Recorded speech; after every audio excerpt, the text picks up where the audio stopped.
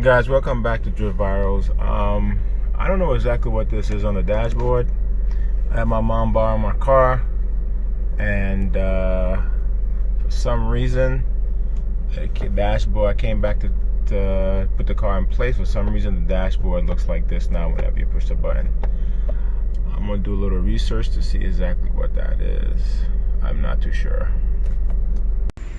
Okay, now I'm also getting code 83-1 and 86-1 along with the other code. So I'm thinking this is something probably pretty major, electrical, probably computer related, because the way this thing is looking more computer related than it is a malfunction. So I'll continue to do some more research, but I think I'm eventually going to take it to Honda because I think it might be an ECU issue. Well, right now I'm checking to see if there's any of the fuses, because it seems like there's some kind of issue, I'm guessing, with voltage.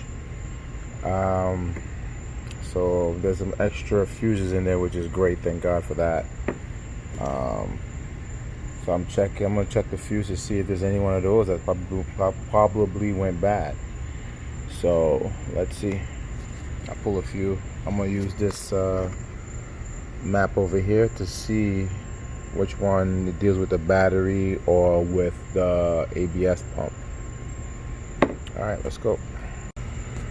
Well, from checking the fuses, all the fuses that's for the ABS and for pretty much relaying, there's one for the motor and one for, I guess, the relay.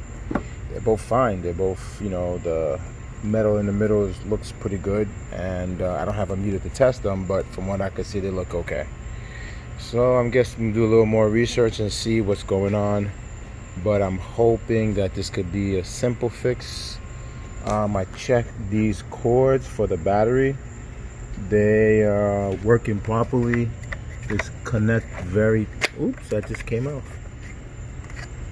Let me connect that. So again, this is the ABS module. I disconnected it from down here. Took it out. Blow into the connectors. Make sure there's no dirt. I don't have my blower. And then put it back in. Plug that back in.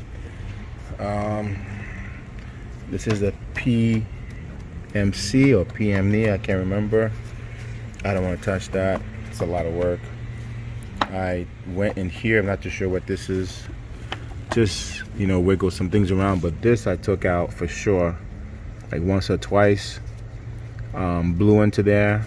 Have the wires, touch each other so they could like clean each other, and then blow it out. And then put this back in. I'm thinking the issue might be maybe the alternator. You never know. Sometimes bugs could get into this stuff and you get a little shock, and it sends a shock throughout the car. So I'm gonna unplug this and plug this back in. Hopefully this will give you a good connection. You never know. So alright, so I'm going to disconnect the battery. These are 10s, and then I'm just going to let it sit for a little bit with the battery disconnected, maybe 10-15 minutes, and then hopefully that will clear it up. Alright, so this is a 10. Let's start taking this off.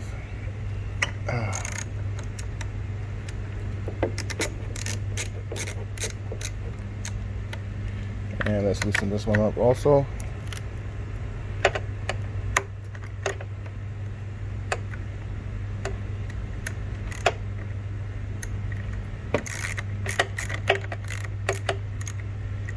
Okay, squeeze this out.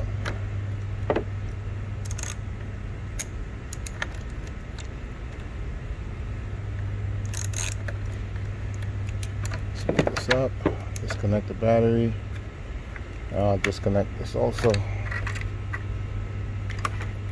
And then we'll let it sit for like 10-15 minutes and be back.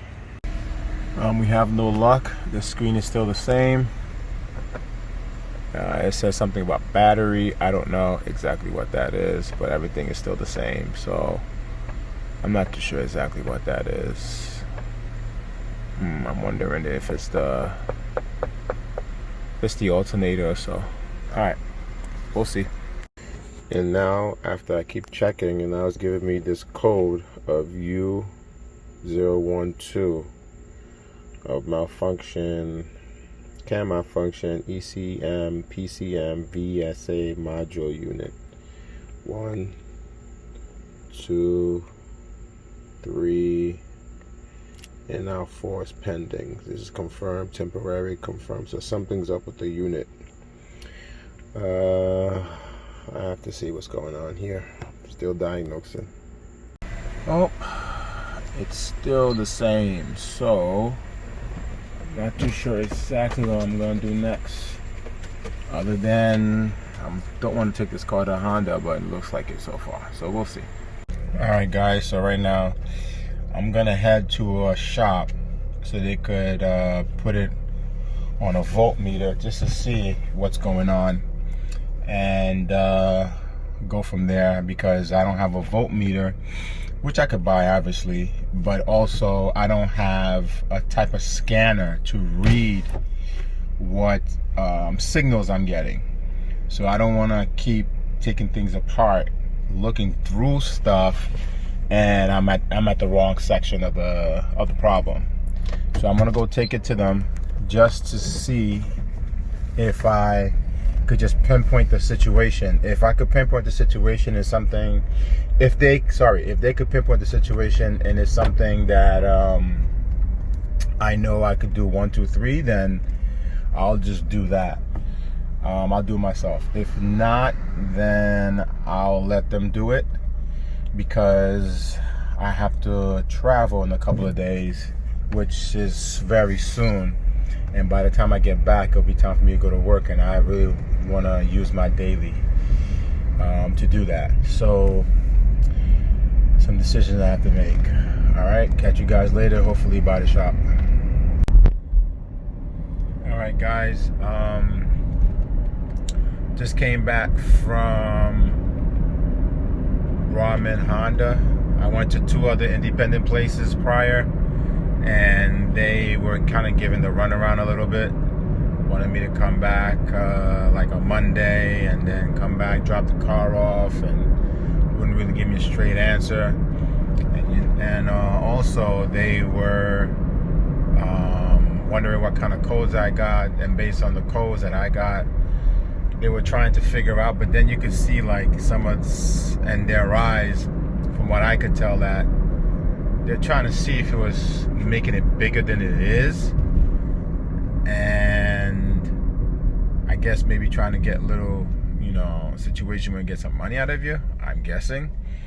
But as we could see, the technician at Honda came out to look at everything.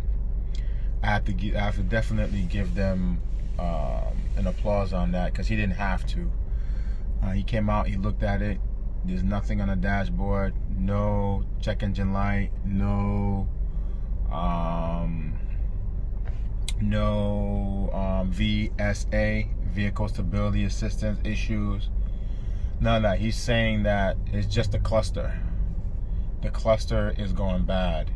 So because the cluster is going bad, it's not communicating well with the PC, because of all of these pixels they communicate back to the PC and to the computer that is the correct signals being transmitted. So I don't have to worry about those other signals that I got. He says once you fix the cluster, everything should be fine. Now I also told him that since I still receive that code, he said the code should are probably there from a prior situation, not now. And but if it was some issue while I was driving, the VSA would definitely come on, check engine light would definitely come on, and and the hazard light would definitely come on. But since I drove over here and it's like a 15-minute, 20-minute drive, there's no issue. Nothing came on. It should be okay. So now I'm gonna go look for a new cluster. No, sorry, I'm not gonna go look for a new cluster. I'm gonna look for a used cluster and get a program.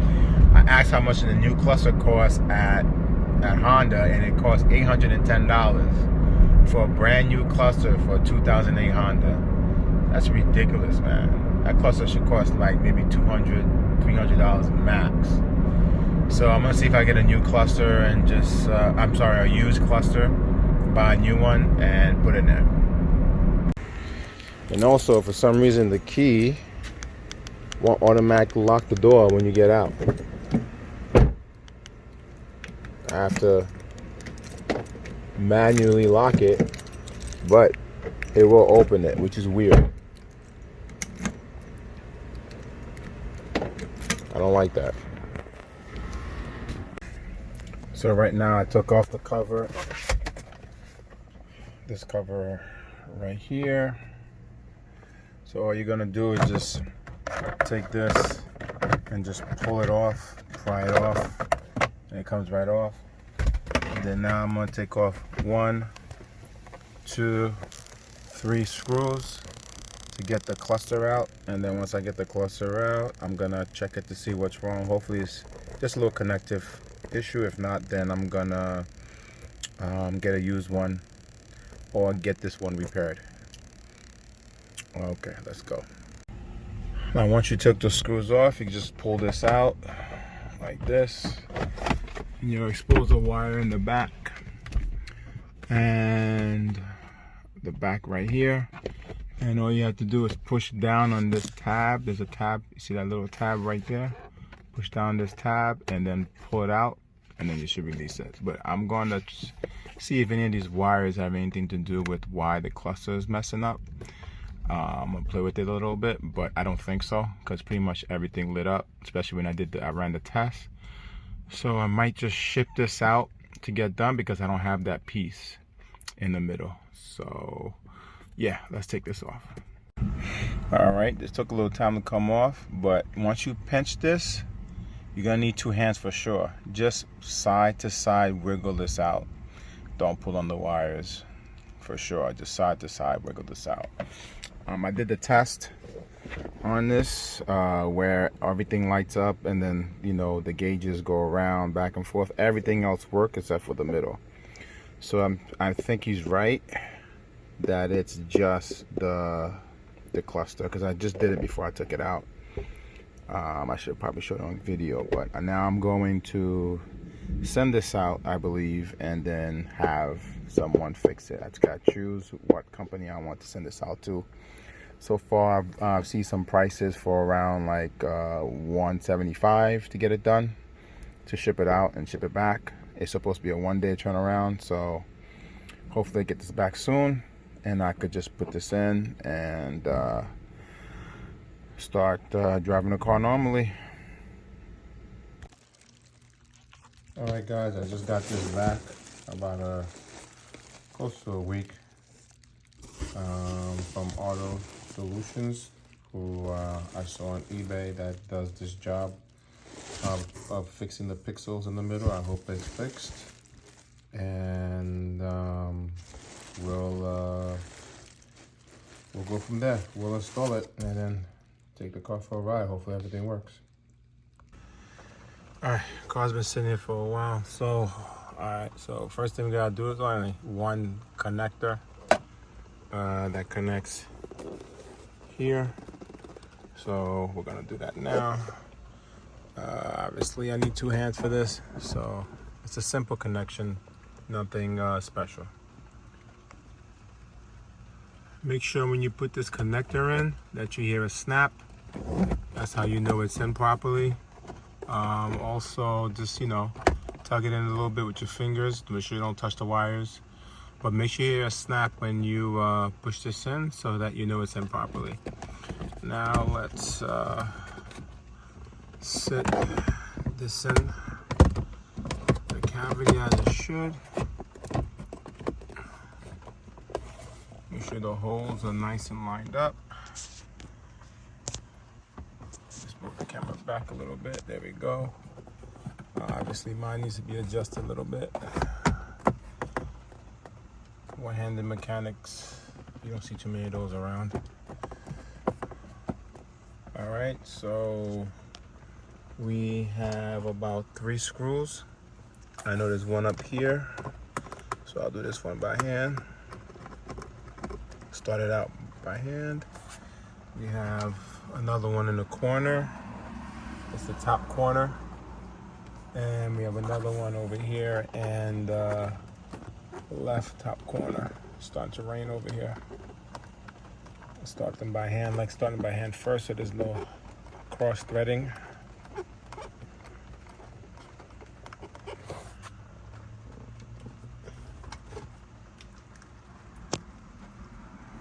And get this one in here.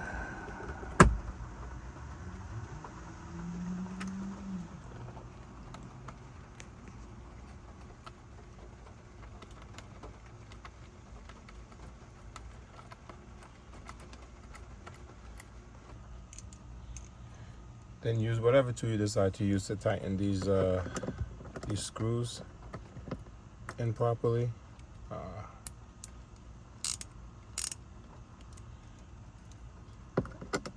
Make sure you don't over tight. This does not need to be torqued in any way.